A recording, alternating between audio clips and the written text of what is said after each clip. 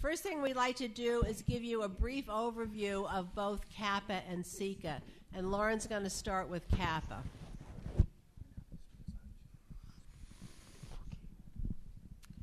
Hello, thank you for coming to our session. I wanted to talk about the history of CAPA, but it goes a long ways back beyond CAPA. Many people think that that public authorities just came into being in the end of 2002, 2003, when the counties were mandated to have an employer of record. But that's not true. There were 3 pioneer counties that started public authorities 10 years earlier, when it was first authorized for counties to go ahead and do that in 1993. And then, you know, in the late 80s, early 90s, advocates for seniors and people with disabilities joined with unions and local governments and were successful in getting that 1993 law. It was then later in 1999 expanded to make the mandate that every county had to have an employer of record. And that's the Welfare and Institutions Code that we often quote, 12301.6. The first 3 public authorities were San Mateo, Alameda, and San Francisco, and they negotiated the very first agreements with the unions on behalf of the providers for better wages and eventually for health benefits. As more counties turned to the public authority model to improve IHSS services, the public authorities that were doing this, still they were pioneers. They created what was called the Public Authority Council. And when in 2002 and 2003, when those of us who were coming on board at that time, when we came on board, the Public Authority Council was absolutely critical to us, because you have to understand, we were trying to create something that nobody knew what it was. Nobody knew in my county and in many counties what a public authority was, so they didn't know how to tell you how to set it up. And the Public Authority Council was always there to answer questions over and over and over. As each one of us came in, we asked the same questions, and they were always happy to share what they had developed, procedures, policies, efficiencies, and tools. And so it would have been really, really difficult to do without the sharing and the knowledge and the experience that they had. The Public Authority Council, as I said, was absolutely necessary. For one thing, it wasn't just the counties, it was every entity that you had to deal with did not know what a public authority was, and so you were constantly educating people as to what the public authority was. Later, as the council grew, it turned into CAPA, and it became an incorporated agency. They're a 501c6 agency, which allows them to lobby.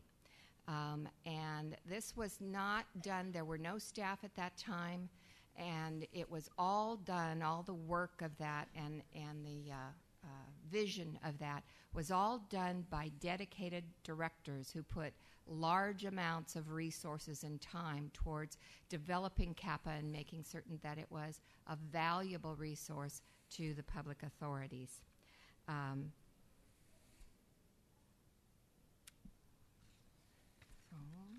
Excuse me. Then in 2004, CAPA was really doing quite well as an organization and sharing information with each other and putting up a website with David Fratto's help and some other people's help. And things were going along quite well.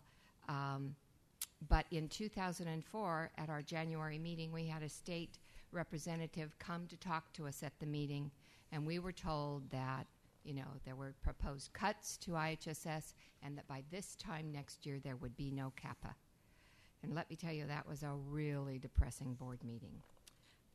But the incredible thing about public authorities is that they represent diverse counties with diverse needs, and the public authority directors who run those have to have the ability to do a whole bevy of activities. They have to have skills in a lot of different arenas. And so we had the talent and the skills in CIPA to be able to fight these cuts, and fight them we did with your help, and we won that first battle and other battles year after year. And we helped to start the first conferences where you got coaching, you got assistance in how to talk to legislators. We went with you, we helped make the meetings, and over time, CICA was formed. And it has been a great partnership, and I see it as continuing to be a great partnership. We're in this battle again, but now you know the power of your voice, and you know that you have the ability to make the public and the legislators understand so that they will not end IHSS or pick it to death so there's nothing left.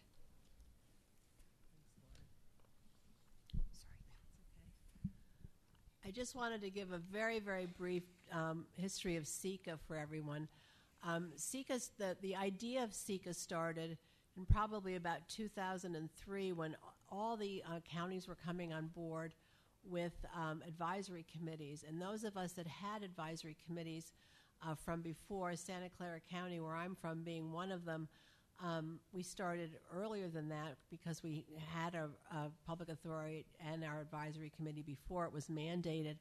We realized how difficult it was and what a huge task it was to get advisory committees up and running, knowing what their mandates were and being knowledgeable enough to actually perform those mandates.